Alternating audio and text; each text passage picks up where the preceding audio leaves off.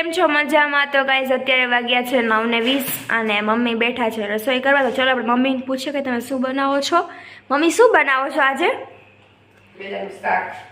વાવ, આજે મમ્મી બનાવે છે બેદાનું શાક. બાફેલા બેદાનું. ઈ પણ બાફેલા બેદાનું શાક બનાવે છે, જે મારું બહુ જ ફેવરિટ છે. અને અત્યારે જો મમ્મી એને બોઇલ કરવા મૂકી દીધા છે અને હમણાં હું તમને મળું જ્યારે મમ્મી શાક બનાવે ત્યારે. Bye bye.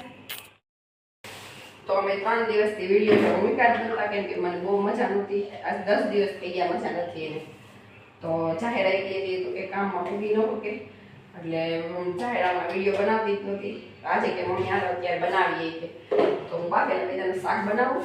કેવી રીતે બનાવીશ તો તમને રેસીપી કહું, તો જોઈ લો ને પછી મળીએ જમવા ટાઈમ.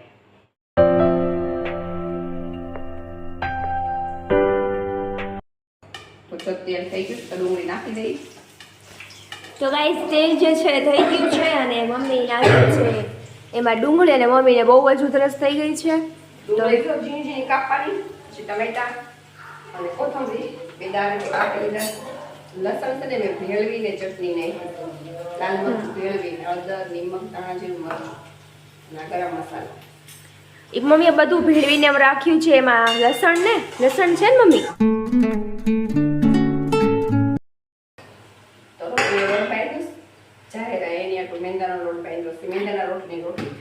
તો ગાઈઝ હું મેંદાના લોટ જે આવે એનો મેં લોટ બાંધ્યો છે અને આજે હું એની રોટલી બનાવીશ. મને રોટલી બનાવતા તો આવડે છે, પણ એ ખાલી મેંદાની રોટલી, કેમ કે એમાં તો જેવી તેવી હોય ને કા મમ્મી, એટલે હાલે.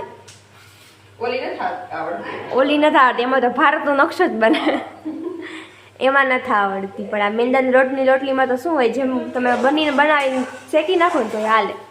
હા, ચાલે ને તો મારા કાઠિયાનું શાક, સેવનું શાક એવું બધું ઓછું ગળામાં બહુ ઉતરે, અંદર બહુ ન ઉતરે ને આવું બધું બહુ ભાવે. મને આવું જ બધું ભાવે.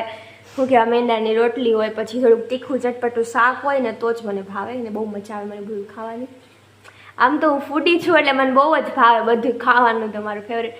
પણ એક સેવનું ગાંઠિયાનું શાક જ ન ભાવે. કા મમ્મી? તો જો મમ્મી બનાવે છે શાક, મારું ફેવરિટ છે આ રીતે. ડુંગળી લાલ થઈ જાય ને પછી આપણે મસાલો નાખી દેવાનો. તો જો હમણાં ડુંગળી લાલ થઈ જાય ને, હજી એટલી થઈ છે મમ્મી હમણાં થઈ જાય ને નાખી દઉં, ત્યારે હું તમને દેખાડું. ભાઈ જો ઝૂલા ઉપર ખુરચી નાખીને બેઠી ગયો, પડી જાય. ડુંગળી જે છે થઈ ગઈ છે અને મમ્મી એમાં નાખે છે જે મરચું ફેરવીને રાખ્યું હતું ને ઈ. તમે જો બધો મસાલો એમાં આવી ગયો, હળદર, ધાણા જીરું, મરચું, નિમક, અને મમ્મી નાખે છે ટમેટા.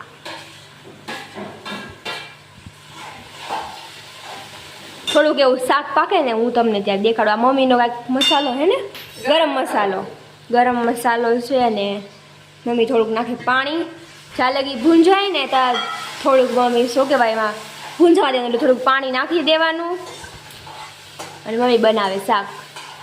આમ તમારા બ્લોગમાં જ રેસીપી આવી જાય, તમારે ક્યાંય ગોતવા જવાની જરૂર જ ન પડે.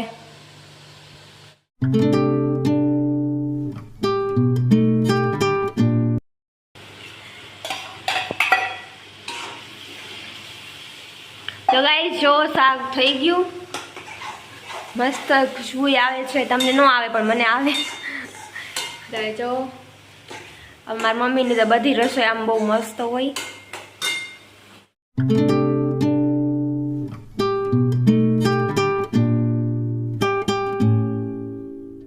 ફાઇનલી શાક જે છે એ બની ગયું, તમે જુઓ. અને હવે હમણાં હું કરીશ રોટલી અને મમ્મી કરી તમને હું દેખાડું. અને હું એક રોટલી કરીશ તમને હું દેખાડીશ. અને તમને મારી આ છોટી સી દુનિયાની ચેનલમાં ગાઈશ તમને આવા બધા ફેમિલી ફનના વિડીયો, પછી અમારી મસ્તી મજાક અને એના બધા વિડીયો રેસીપીની બધું તમને એમાં અમારી છોટી સી દુનિયામાં મળશે, હે ને મમ્મી? અને જો તમે વધારે મને લાઈક શેર અને સબસ્ક્રાઈબ કરો, સપોર્ટ કરો, તો હું આગળ આવી જાઉં બધાની જેમ.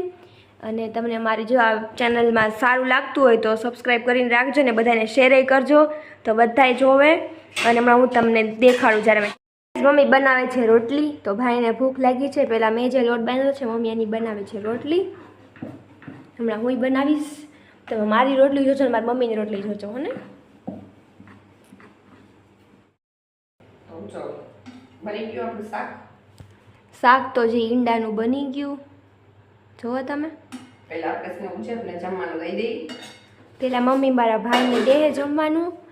અને આ મેંદાની રોટલી છે ને ગરમ ગરમ મસ્ત હારી લાગે નકર નો હારી લાગે. હા જુઓ મમ્મીએ બનાવી, હમણાં હું બનાવી ત્યારે તમને દેખાડી બરાબર.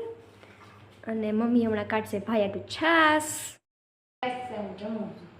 તો ગાઈસ ભાઈ બેસી ગયો જમવાને, કે કેવું શાક બન્યું છે અને કેવી રોટલી બની.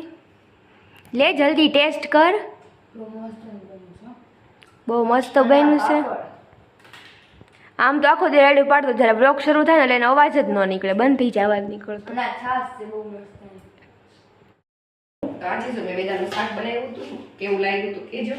આટલા દિવસની અંદર નથી કહેતી, આજે કહું લાઈક કરજો, શેર કરજો, સબસ્ક્રાઈબ કરજો. મારો વિડીયો સારો લાગ્યો